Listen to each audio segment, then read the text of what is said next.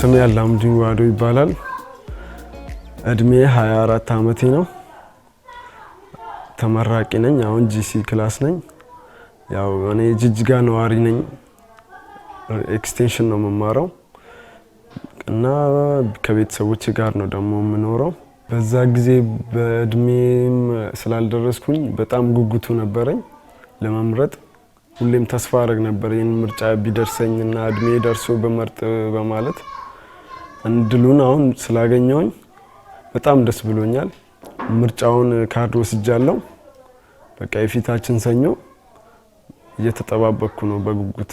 አሁኑ ምርጫ ከብቻዬን ሳይሆን ከቤተሰቦቼ ጋር ሄጄ ተወያይተንበት ከእህት ወንድሞቼ ጋር ሄደን ነው ይሄን ካርድ የወሰድነው። እነሱም ከኔ ጋር ለመጀመሪያ ጊዜ ነው አብረን ሄደን ካርድ የመውሰድ እድል ያገኘንበት። ይሄን ምርጫ እየተከታተልኩ ነበር። በሶሻል ሚዲያም በቲቪም ያሉትን ፓርቲዎች እየተከታተልኩ ነበር፣ ኢንፎርሜሽን ለመያዝ ማለት ነው፣ ለመምረጥ የቱ ይወስነኛል፣ ለኔ የቱኛው ይበጃል፣ ለሀገራችን ለትውልድ ሚሆን የቱኛው ነው ብዬ በጥሞና እየተከታተልኩ ነበርኩ።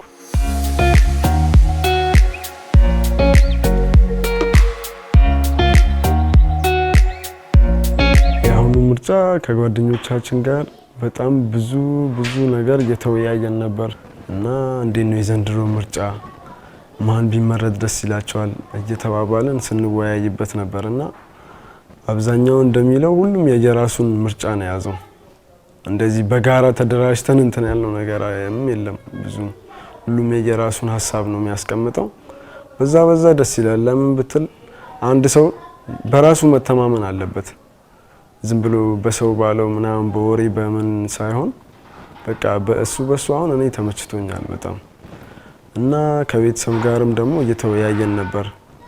ስለዚህ ምርጫ እንዴት ነው አንሄድም ወይ የዘንድሮ ምርጫ እንዴት ይሆናል እየተባለ እየተወያየንበት ነበረ።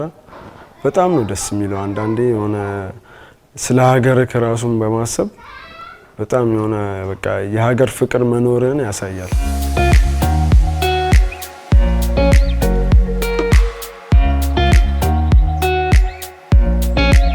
ምርጫ ማለት ሰላማዊ የስልጣን ሽግግር የሚደረግበት ነው።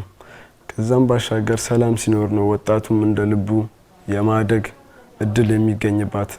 ወጣትም በዛ አጋጣሚ ነው ራሱን መለወጥ የሚችለው፣ የሥራ እድልም ማግኘት የሚችለው እና ሰላም ካለ ሁሉም ሰው አብሮ የማደግ እድል አለው። በዚህ አመት እኔ ለየት ያለ አመት ሆኖልኛል። ምክንያቱም ምርጫውና የኔ ምርቃት አንድ ላይ በመሆኑ በጣም ደስ ነው ያለኝ እና ወደፊት በዚህ በተማርኩበት ዘርፍ ስራዬን ጀምሬ ህይወቴን ለማሸነፍ ወደ አዲስ ህይወት ወደ አዲስ ምዕራፍ ለመግባት ተስፋ ያረኩኝ ያለሁት። ከራሴም አልፎ ራሴን ችዬ ቤተሰቦቼንም ብደግፋቸው በስራው ዘርፍ ላይ ሆኜ እሱ በቃ የኔ ትልቅ ፊውቸር ነው።